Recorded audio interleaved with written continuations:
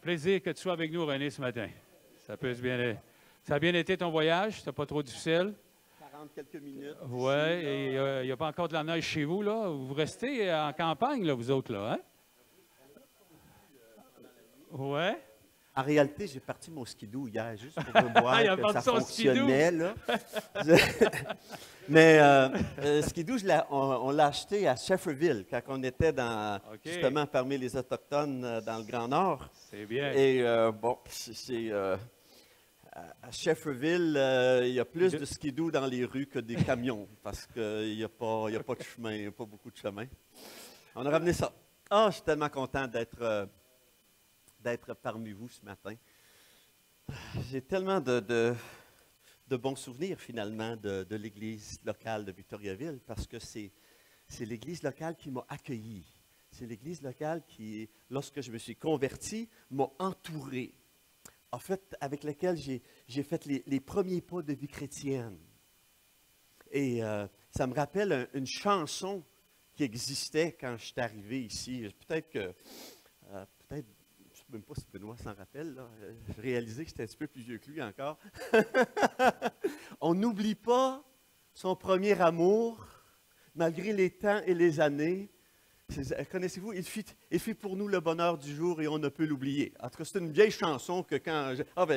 nos chanteurs là-bas. J'ai cherché ça sur Lyrique cette semaine pour voir, puis rien n'est sorti chez un auteur. Mais on n'oublie pas son premier amour. On n'oublie pas la première endroit où on était, parce que c'est là qu'on a goûté à Dieu vraiment pour la première fois.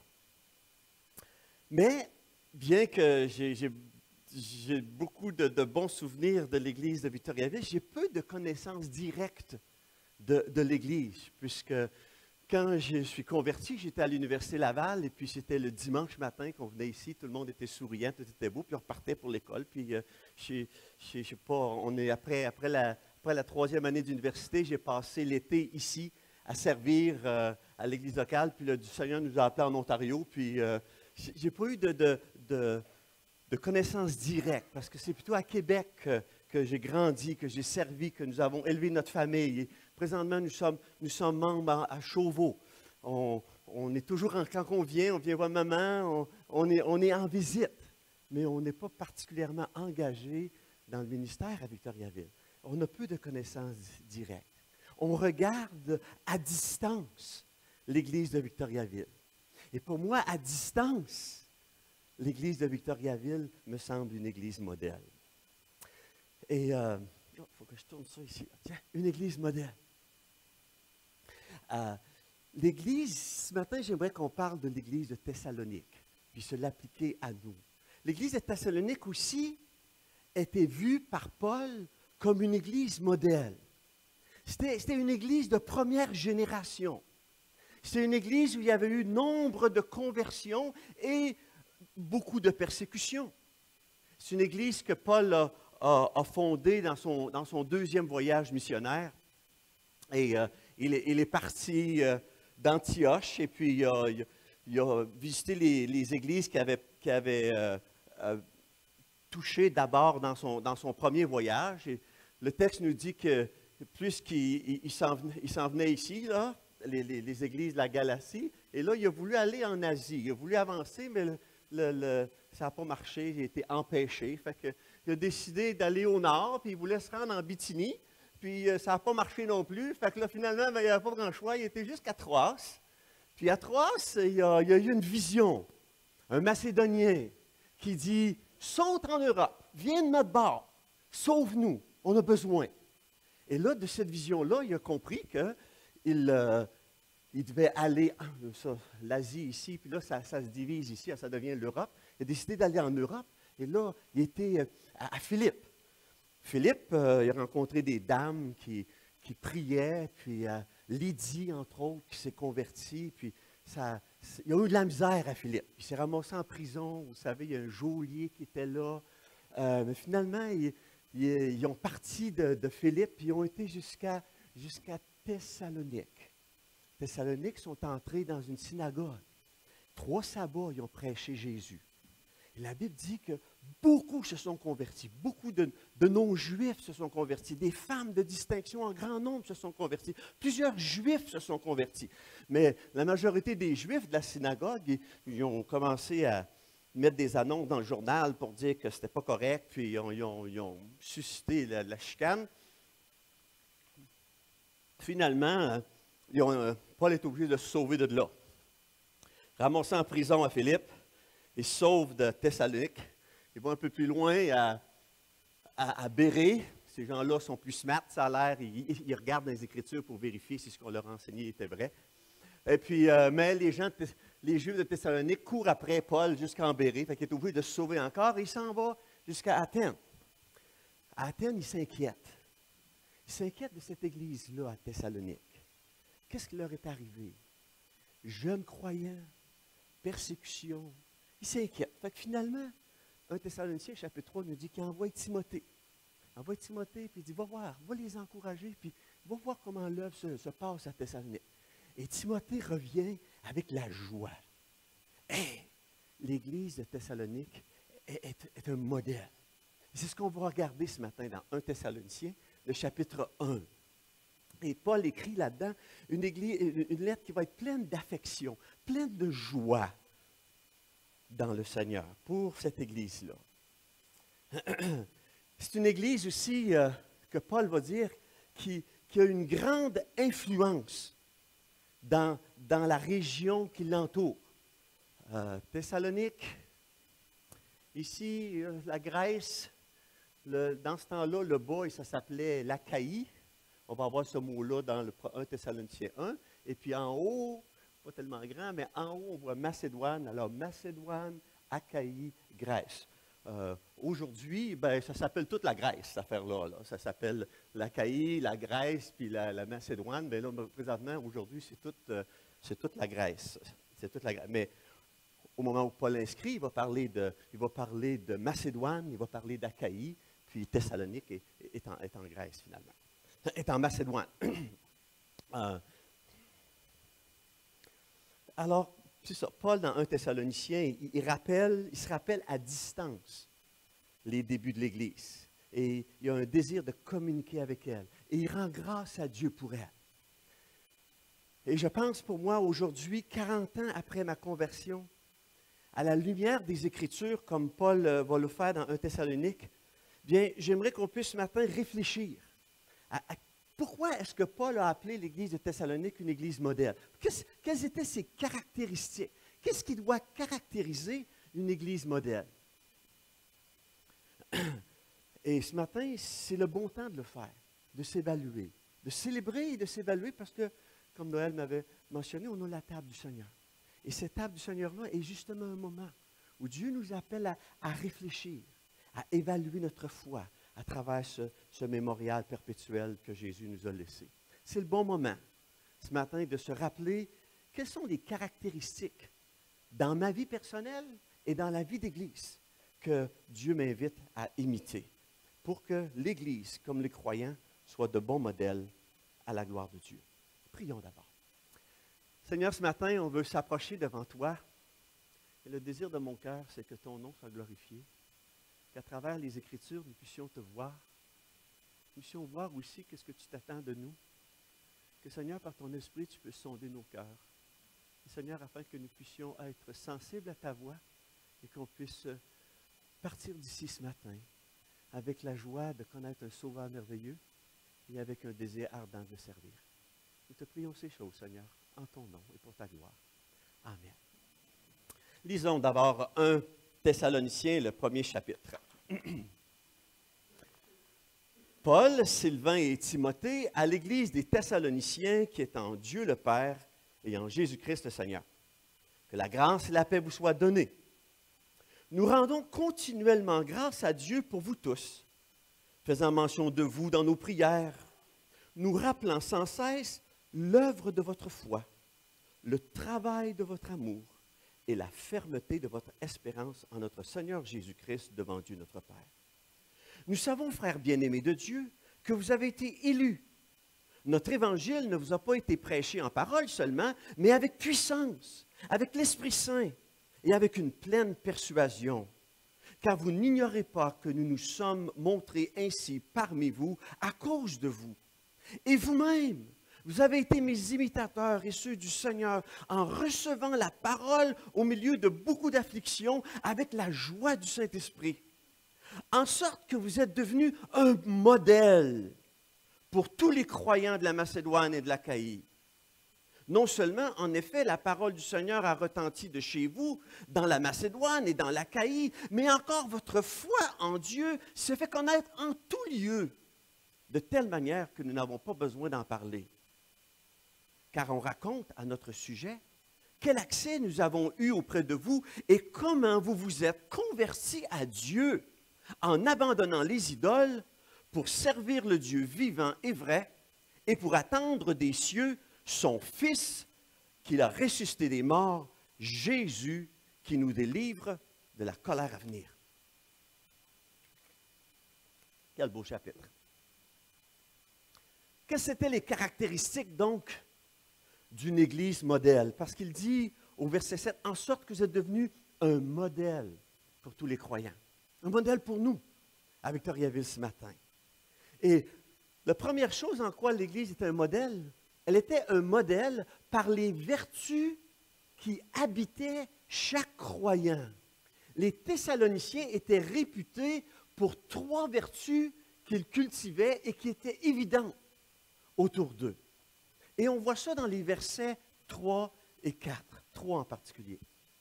Il nous dit, nous rappelant sans cesse l'œuvre de votre foi. Première caractéristique, première vertu qui était habitée, qui était visible parmi les croyants de Thessalonique, il modelait une foi qui était agissante, ou comme le texte le traduit, l'œuvre de votre foi. Leur foi n'était pas passive, leur foi était à l'œuvre, elle était active, elle était agissante. Quand on parle de la foi, on ne parle pas simplement d'un assentiment intellectuel. La Bible dit dans Jacques, les démons croient. Tu crois que Dieu existe? C'est bon. Les démons aussi. Est-ce que ça les sauve? Non, ils ont un assentiment intellectuel. Oui, ça existe. Le fait de croire à l'existence de Dieu ou à l'existence de Jésus, ça ne sauve pas ça. Tu as des peurs, mais ce n'est pas ça qui sauve. La foi, c'est plus qu'un assentiment intellectuel. Mais c'est une confiance qui va engager toute ma vie. Croire à l'existence de Jésus ne sauve pas, mais croire en Jésus, parce que j'ai placé ma confiance en lui, ça sauve.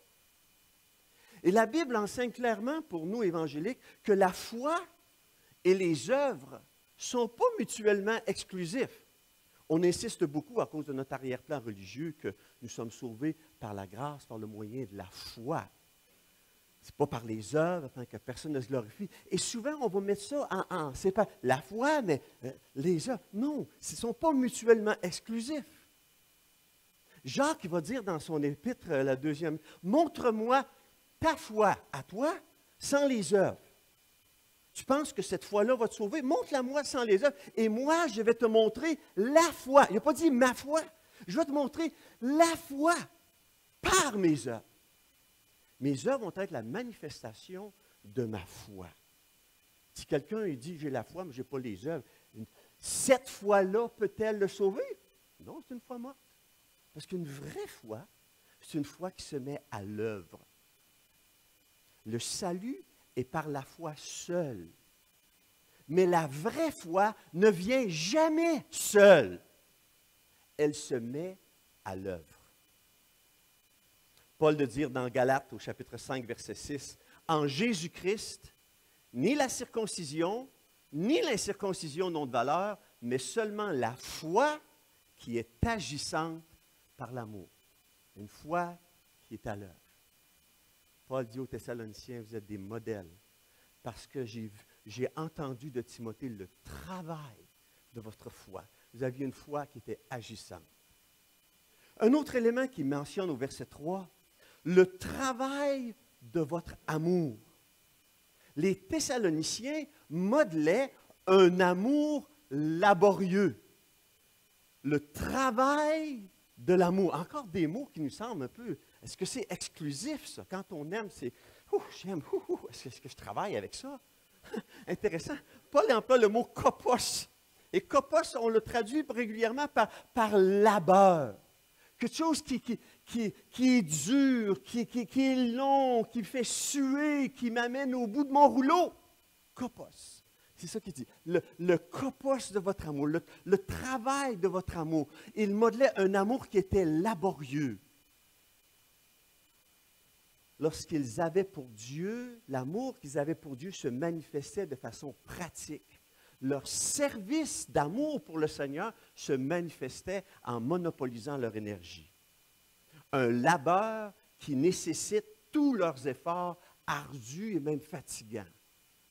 L'amour, c'est plus qu'un sentiment. L'amour, c'est d'abord et avant tout une décision. Le papa ou la maman qui travaille fort pour rejoindre les deux bouts, pour prendre soin de sa famille, ça, c'est le travail de l'amour. Ils aiment leur famille. Et comment ils le font? Oh, je vous aime donc, mes petits-enfants. Non, ils travaillent fort.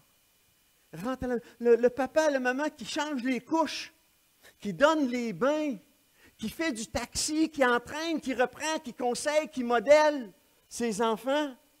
Oh, ils aiment. Des fois, ils sont choqués envers les enfants. Mais ça, c'est le travail de l'amour. Un amour qui ne lâche pas. Un amour qui travaille jusqu'au bout. Les personnes ici, il y en a qui aiment les enfants, puis ils disent « Oh, j'aime tellement les enfants, moi je m'en vais les garder à la garderie aujourd'hui. » Et pendant que René parle, on va en prendre soin. « Oh, j'aime tellement ça. » Je veux vous dire que c'est plus que « J'aime tellement ça. » Il y a le travail de l'amour. Je les aime et aussi je m'investis pour eux parce que le vrai amour, car Dieu a tant aimé le monde qu'il a donné le travail de votre amour. L'amour donne, l'amour s'engage envers l'autre. J'aime bien il y a des campagnes de compassion pour la misère et les catastrophes dans le monde.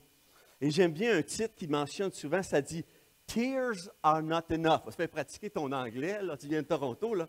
« Tears are not enough ». Les pleurs, ce n'est pas suffisant. Quand on voit la misère puis les catastrophes dans le monde, ce n'est pas juste de regarder la TV et de dire « Oh, c'est ton dommage, oh, c'est terrible, ta mère, là, qu'est-ce que... » Tears are not enough. Les pleurs, c'est passé. Tu es touché, dans la bain. Le travail de votre amour, les Thessaloniciens étaient reconnus pour le travail de leur amour. Les Thessaloniciens étaient aussi reconnus, il nous est mentionné, par la fermeté de leur espérance. Ils modelaient une espérance qui était persévérante. Et encore une fois, l'espérance, là, l'espérance du retour de Dieu, l'espérance des promesses de Dieu, ce n'est pas juste un vœu pieux. Ce n'est pas juste « Oh, j'espère bien qu'un jour le Seigneur revienne. Si je fais ça, je ne bougerai pas beaucoup. » Mais si j'ai l'assurance que le Seigneur revient bientôt, Maranatha, ça va transformer ma vie. Ce n'est pas simplement un vœu pieux, mais c'est une confiance qui demeure ferme, qui continue avec endurance, qui persévère comme on avait dans les Thessaloniciens, malgré les épreuves, malgré la persécution. Et cette espérance-là en Jésus, c'est celle qui, parce que je l'attends, il va me faire vivre, il va me faire briller, il va me faire garder sa joie. Dans leur ferme espérance, ils étaient pleins de persécutions, il dit, avec la joie du Seigneur, du Saint-Esprit. Parce qu'il y avait cette espérance persévérante. Une espérance qui était solide et sûre. Une espérance qui est accrochée en Jésus. J'aime Hébreux chapitre 6, verset 19. Il dit, cette espérance, nous la possédons comme une ancre de l'âme, solide et sûre. Elle pénètre au-delà du voile où Jésus est entré comme précurseur. L'espérance chrétienne, une ancre solide et sûre. On ne l'a pas montré celle-là. Hein? La foi, l'amour, l'espérance. J'aime bien les breloques. Je ne connaissais pas ça avant. les breloques que les dames portent, des fois des colliers. Et souvent, il y a une croix, un cœur, puis une encre. Et ce n'est pas juste pour ceux qui jouent à la loterie, là, dans les machines à faire. C'est vraiment 3 symboles qui ont leur origine dans le christianisme. Les Thessaloniciens, ils étaient caractérisés par une foi qui était agissante, représentée par la croix. Ils avaient un amour qui était engagé, représenté par le cœur, bien entendu. Et ils avaient une espérance persévérante, comme une encre de l'âme, solide et sûre. Je ne savais pas les liens. Mais maintenant, j'aime ça. Et quand je vois une personne qui a ça au cou, qui a ça dans le bras, je dis, « Hé, t'as ça! » C'est à quoi ça réfère? Ça réfère à 3 vertus fondamentales du croyant. Sa foi en Jésus-Christ, son amour engagé, et puis son espérance, solide et sûre comme une encre, que son Sauveur revient bientôt pour le prendre, pour vivre avec lui éternellement. Les Thessaloniciens étaient une église modèle à cause des vertus que chaque croyant véhiculait. L'église aussi, il nous est mentionné de Thessaloniciens, était un modèle par l'évidence de leur élection. Il dit au verset 4, « Nous savons, frères bien-aimés de Dieu, que vous avez été élus. » C'est quelque chose qui était évident pour eux. Frère, Timothée est revenu, puis c'est certain, vous êtes élus. Bizarre, souvent l'élection, c'est une doctrine qui a fait couler beaucoup d'encre et qui apporte souvent son lot de frustration puis de confrontation, l'élection. J'aimerais juste vous rappeler fondamentalement ce matin que l'élection, c'est quelque chose de la gestion de Dieu. Et que nous, en tant qu'humains, on doit se garder une petite gêne quand on essaye de définir, de décrire, d'être tellement précis de comment ça fonctionne l'élection, parce que l'élection, ça appartient à Dieu. Puis quand nous, on décide de comment lui, il décide, il faudrait se garder une petite gêne. Puis laisser l'espace que peut-être je ne connais pas tout, puis je ne connais pas tout aussi bien que Dieu sur l'élection. Mais par exemple, si l'élection est la gestion de Dieu, nous, en tant qu'humains, on a l'évidence de le manifester. L'évidence que nous sommes élus. Ça n'appartient pas à Dieu, ça nous appartient à nous. C'est notre camp, c'est notre affaire. Et pour les Thessaloniciens, comme pour nous, notre élection, le fait que nous avons été choisis de Dieu, ça doit se manifester. Et encore une fois, ça se manifestait par 3 éléments. Leur élection d'église. Intéressant, il met au pluriel, comme si Dieu avait élu une église cette fois-là. Mais en tout cas, je n'ai pas trop bousculé. Mais 3 éléments, leur accueil de l'Évangile, leur proclamation de l'Évangile et leur témoignage clair de conversion. Et il nous dit d'abord que l'évidence de l'élection des Thessaloniciens était claire. Il dit parce que l'Évangile a été prêché et vous avez reçu la parole. Votre accueil de l'Évangile. L'évangélisation, c'est un travail conjoint du croyant et de l'Esprit de Dieu. C'est l'Esprit de Dieu qui convainc le pécheur de son besoin de salut, mais c'est aussi au pécheur de répondre à l'appel, de recevoir Jésus, de le recevoir comme sauveur personnel. J'ai été touché par Jean 1,12 avant de connaître le Seigneur Jésus. Mais à tous ceux qui l'ont reçu, à ceux qui croient en son nom, elle a donné le pouvoir de devenir enfant de Dieu. Mais il faut recevoir. Il y a le ministère de l'Esprit de Dieu, il y a le ministère du prédicateur, de celui qui proclame la foi, et il y a le ministère, la main tendue du pécheur qui reçoit. Dieu n'a pas seulement élu des personnes, mais il a aussi élu le moyen de les atteindre. 1 Corinthiens 1, 21 nous dit, « Il a plu à Dieu dans sa sagesse de sauver les croyants par la folie de la prédication. » Dieu sauve les croyants, mais il a aussi montré la manière de le faire, par la folie de la prédication. Alors, l'Évangile, il y a un témoin de l'Évangile. Il y a l'Esprit de Dieu qui travaille et il y a le pécheur qui reçoit. Les Thessaloniciens, clairement, avaient été élus parce qu'ils avaient accueilli l'Évangile. Ils avaient accueilli l'Évangile au milieu de beaucoup de tribulations avec la joie du Saint-Esprit. Et comme le dit le chapitre 2, verset 13, il va expliquer, il dit, vous l'avez reçu, vous avez reçu la parole de Dieu, non comme la parole des hommes, mais comme elle est véritablement la parole de Dieu qui agit en vous qui croyez. La parole de Dieu, elle est agissante, elle transforme la vie de ceux qui croient. Ils étaient élus à cause que c'était évident leur accueil de l'Évangile. En tant qu'Église, ils étaient élus parce que c'était évident aussi qu'une fois qu'ils ont reçu l'Évangile, ils ont proclamé l'Évangile. Ce qu'ils ont reçu, ils étaient prêts à le partager à ceux qui les entouraient. Et j'aime le texte qui manifeste la poussée avec laquelle ils voulaient partager l'Évangile. Il dit, la parole du Seigneur a retenti de chez vous. Boum, boum, boum, ça a sorti de chez vous. Et votre foi en Dieu s'est fait connaître en tout lieu. La petite place Thessalonique, de l'Achaïe à la Macédoine, ça a sorti de là, toi. Et ce qui avait transformé leur vie, ils étaient prêts à le partager. Voyez-vous, notre foi n'est pas une simple foi du domaine privé. On garde ça chez nous. Dans la chambre à coucher, on fait juste des petites lectures avec nos enfants le matin, le soir, juste pour se rappeler que Jésus existe et qu'il est beau, mais on ne sort pas ça de la maison. Ce n'est pas politiquement correct, ce n'est pas la rectitude politique que de parler de Dieu sur la place publique aujourd'hui. Ce n'était pas leur principe à Thessalonique.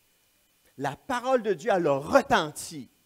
Elle s'est propagée en tout lieu. Leur foi n'était pas seulement du domaine privé. Leur foi était connue de tous, de toutes, dans la famille, au travail, sur la place publique. Et quand Jésus leur avait dit, allez, faites de toutes les nations des disciples, ils n'ont pas dit, oh, que c'est un beau vœu pieux. Ils ont pris ça comme un engagement à réaliser dans leur génération. Quelque chose que j'aime beaucoup quand je viens ici. Des fois, on voit des choses très souvent, puis ça ne nous frappe pas. Mais vous avez un beau poster dans votre bâtiment. Et à toutes les fois que je viens ici, je regarde ça, puis ça touche mon cœur. Parce que ça dit, unis pour Christ, Christ pour tous, mais il y a la carte. Et dans beaucoup d'endroits, ça nous arrive qu'on voit des cartes pour l'évangélisation. Mais les cartes que moi j'avais à Beauport quand on était là, ou à Québec pour faire de la distribution, c'était toujours des cartes à l'intérieur de mon petit chez nous. C'est pas ça que vous avez ici. C'est pas ça que vous avez remarqué. Mais ça donne une vision, pas de Victoriaville, mais de votre responsabilité en tant qu'une ville plus grande, de briller à l'extérieur de vos murs. Ça me touche à toutes les fois que je viens ici. Je dis, hey boy, ils ont une vision de plus grand que leur nombril. J'aime ça. Les Thessaloniciens, il y avait ça aussi. Il y avait une vision qui ne touchait pas juste le petit carré de Thessalonique, mais il dit de la Macédoine jusqu'en Achaïe. La parole a retenti. C'est connu en tout lieu. On n'a même pas besoin d'expliquer. C'est dans le journal tout le temps. C'est ça à peu près que ça dit, là. On n'a pas besoin d'en parler. C'est connu de tous. Vous avez reçu l'Évangile. Vous avez proclamé l'Évangile. Et pour que la proclamation de l'Évangile ait une force, c'était clair pour eux qu'est-ce que ça veut dire être converti. Pour eux, c'était clair leur témoignage de la conversion. On racontait des Thessaloniciens qu'ils s'étaient convertis à Dieu. Verset 9. Car on raconte à notre sujet quel accès nous avons eu auprès de vous et comment vous vous êtes convertis à Dieu. Il me semble que l'Église évangélique aujourd'hui a de plus en plus de difficultés à discerner qu'est-ce que c'est un vrai chrétien. Et il m'arrive assez régulièrement de parler à des gens qui se disent chrétiens, qui visitent l'Église, puis j'aime rencontrer des personnes nouvelles, puis blabla, comment ça va? Et ça fait longtemps que tu viens ici, est-ce que tu connais le Seigneur? Est-ce que tu es converti? Et souvent, ce mot-là, converti. Oui, je suis chrétien. Ah oui, mais qu'est-ce qui te fait dire que tu es chrétien? Et on me répond souvent, je prie, puis Dieu répond à mes prières. C'est un chrétien. J'ai assisté à l'église d'un pasteur Rancourt à Victoriaville. Ils disent pas ça. Mais j'ai assisté à l'église d'un pasteur tel. Ah oui? Ah, tu es chrétien parce que tu as assisté. Non, c'est intéressant. Et puis, qu'est-ce qu'il disait finalement sur qu'est-ce que c'est un chrétien? Dieu m'a délivré de l'alcool. C'est un chrétien. Dieu a répondu, j'ai senti un appel, puis j'ai répondu à un appel. J'ai senti que je devais faire un pas vers Dieu. Bien, c'est beau, toutes ces affaires-là. Mais ce n'est pas une claire description de qu'est-ce que c'est être converti. Chez les Thessaloniciens, c'était clair qu'est-ce que ça veut dire être converti. Il dit, vous vous êtes convertis à Dieu en abandonnant les idoles. Vous vous êtes convertis à Dieu pour servir le Dieu vivant et vrai. Vous êtes convertis à Dieu pour attendre des cieux son Fils. Ça paraît que vous êtes convertis à ce moment-là. 3 éléments qui étaient clairs pour eux. La conversion, ça l'impliquait l'abandon des idoles passées. Ça l'impliquait l'engagement à servir Dieu dans le présent. Et ça l'impliquait l'attente de Jésus pour vivre éternellement avec lui dans le ciel. Et ma vie, comme la vie du chrétien, comme votre vie, doit affirmer à travers votre marche que vous avez été délivrés du mensonge et vous avez cru la vérité qui était en Jésus. Ça doit manifester dans vos vies que vous avez été délivrés de la puissance du péché pour servir le Dieu vivant. Ça doit paraître ça dans votre vie. Ça doit paraître aussi que vous avez été délivrés de l'empire des valeurs de ce monde pour regarder vers le ciel puis de s'attendre aux valeurs qui s'en viennent dans l'éternité avec le Seigneur. Un amour du monde à venir au ciel. Pour les Thessaloniciens, c'était clair. Oh, ce matin, on va partager la table du Seigneur. Table du Seigneur. Le moment pour se annoncer à nouveau qu'est-ce que Dieu a fait, qu'est-ce que Jésus a fait pour chacun d'entre nous. Un moment pour l'Église locale de se rassembler pour se rappeler, pour célébrer son salut, mais aussi pour évaluer ma marche, notre marche personnelle avec lui. Et la qualité d'une communauté chrétienne, elle se manifeste à travers les vertus qui habitent chacun de ses âmes, et aussi par l'évidence de leur élection. Comment ils ont l'autorité des Écritures comme importance, comment ils veulent servir l'œuvre de Dieu, comment ils anticipent le retour du Seigneur. Où est-ce que j'en suis ce matin? Face à ces valeurs fondamentales du christianisme, face à l'évidence de mon élection. C'est le temps aussi autour de la table de se rappeler et d'évaluer. Paul a écrit le texte que l'on se remémore autour de la table dans 1 Corinthiens au chapitre 11, versets 23 à 29. Et quand Paul a écrit aux Corinthiens, quand il a écrit au sujet de la table, les Corinthiens n'étaient pas une église modèle. Et en réalité, Paul dit dans 1 Corinthiens 11 que quand vous célébrez la table, au lieu de devenir meilleur, vous devenez pire. Parce que pendant qu'il y en a qui sont concernés avec leurs besoins physiques, ils partagent la table et ils oublient le voisin à côté. Il y en a qui ont mangé, qui ont bu, qui sont ronds. Puis il y en a d'autres qui n'ont pas de nourriture, puis ils ne sont pas capables, ils sont pas là, puis on partage la table du Seigneur. Alors Paul va dire, celui qui mange et boit sans discerner le corps du Seigneur, mange et boit en jugement contre lui-même. Sans discerner le corps du Seigneur. J'aimerais vous rappeler qu'il est où le corps du Seigneur? Il est ici, le corps du Seigneur. Ça, c'est le symbole du corps du Seigneur. Et quand on partage ça, sans être conscient de ça, on mange et boit un jugement contre nous-mêmes. Je me rappelle la croix. Mais c'est ici que je me rappelle aussi, où est l'Église, Seigneur? Qu'est-ce que tu veux pour l'Église? Et Paul de dire aux Corinthiens, quand vous partagez la salle du Seigneur, rappelez-vous du corps. Évaluez-vous et prenez, partagez cette table. La table est un rappel de la croix, un mémorial du prix payé pour mon salut dans le passé par le corps brisé, le sang versé, une proclamation de l'Évangile.